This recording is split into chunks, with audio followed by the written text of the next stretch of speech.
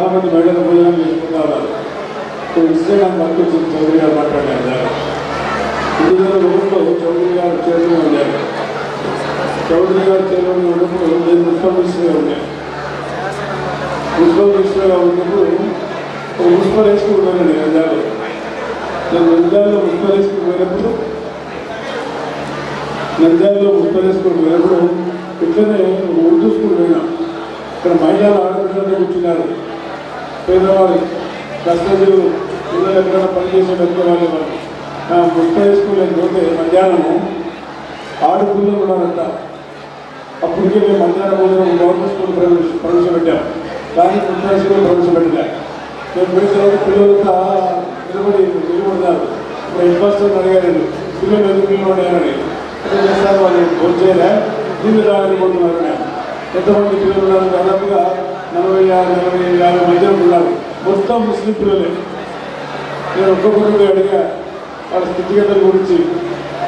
ఒక్కరు కూడా మధ్యాహ్నం భోజనం ఉండదు, ఉదయం భోజనం ఉండదు. రాత్రి తల్లిలో సంపాదించిన 200-300 రూపాయలు తీసుకొస్తే వాళ్ళు కడుపు నిండా రాకపోతే అది కూడా పాసుకుంటారు. మరి ఆ పరిస్థితి కనపడుతూ ఉన్నాను. దాదాపుగా చాలా సంవత్సరాల తర్వాత మళ్ళా చౌదరి గారు నేను ఇక్కడికి రావడం జరిగింది.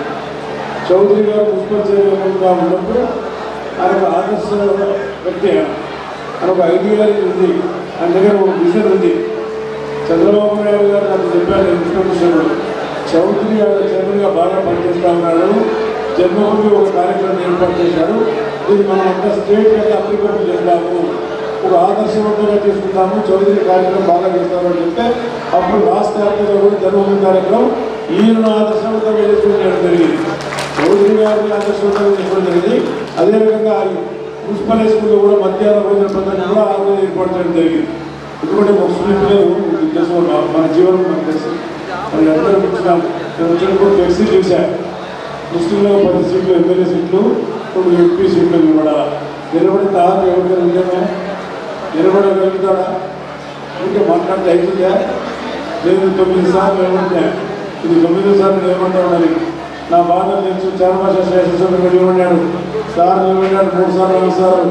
నేను సామాన్యమైన పర్యానికి మా ముస్లింల తాత ఉందా? ఓడిపించదు కాదు, మన ప్రభుత్వానికి మన సమాజానికి ఏం చేయాలి అనేది కొడతారు.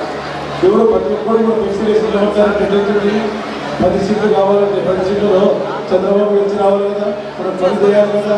గెలిచేవాడు ఉన్నాడా? అది సామాన్యమైన పనే. ఇప్పుడు ఫిక్స్ ఇది ఒక గేమ్. ఇది ఎవరు జగన్మోహన్ రెడ్డి గారు ఆయన ముందుగా 4 సీట్లు ఇచ్చాడు కాబట్టి నేను 4 సీట్లు ఇచ్చాను కాబట్టి చంద్రబాబు నాయుడు గారు ఇవ్వలేదని చెప్పడానికి ఆయన ఒక డ్రామా క్రియేట్ చేస్తారు. అది బాగా ఆయన డ్రామా అందరికి బాగా తెలుసు. ఇది ఒక బస్సును ఏర్పాటు చేసి బస్సు తీసుకొని చెప్తున్నారు. ఇలా కరోనా ముందు బస్సులు ఆడబట్టి నాకు ఎప్పటి చేయడం లేదు. ఎవరు ప్రజలు విశ్లేషిస్తున్నారు. ఇప్పుడు ఇంతమంది స్కీమ్ల గురించి చెప్పారు. ఈ స్కీమ్ నుంచి ఎవరు ప్రవేశపెట్టారు? అన్ని ఎన్టీ రామారావు గారు చంద్రబాబు నాయుడు గారు ప్రవేశపెట్టారు. ఒక స్కీమ్ చేశారా? ముద్దాగా అడిగారు చౌదరి గారు. 15-20-30 సంవత్సరాల క్రితం నేను వచ్చాను. అప్పుడు అందరూ ఉదాహరణకి కూడా స్కీమ్ పెట్టాడు ఆయన. చాలామంది వర్క్ జరిగింది, చాలామంది జ్ఞాపకం లేదు. ఈద్గాలో ఇన్సిడెంట్ జరిగింది. ఈద్గాలో గొడవ జరిగింది. ఎన్టీ రామారావు గారి గురించి అనంతపురం గారి గొడవ జరిగింది. ఎవరో ఫైరింగ్ చేసినట్టు అది పడిపోని చెప్పారు. నేను ఇమీడియట్గా అనంతపురం వచ్చాను. అనంతపురం వచ్చే ఎస్పీతో డిస్కస్ మాట్లాడా, ఏమి ఇక్కడ ఫైరింగ్ జరిగిందట అని. సార్ ఇక్కడ ఫైరింగ్ జరిగిందంటే ఒక మామూలుగా 30 అందరూ అది ప్రశ్నిస్తే నన్ను ప్రశ్నిస్తారా అని చెప్పి కాకినాడ వినాలని చెప్పి చెప్పండి. ఏదైనా దాని మీద సమగ్రమైన ఒక రిపోర్ట్ ఇవ్వని చెప్పి చెప్పాను ఆ రోజు. అప్పుడు ఆ సమగ్రమైన రిపోర్ట్ ఇచ్చిన తర్వాత మీకు తెలిసి ఆ వ్యక్తి ఎవరు జరిగింది ఇన్సిడెంట్ ఏమో మీకు అందరికీ బాగా తెలుసు.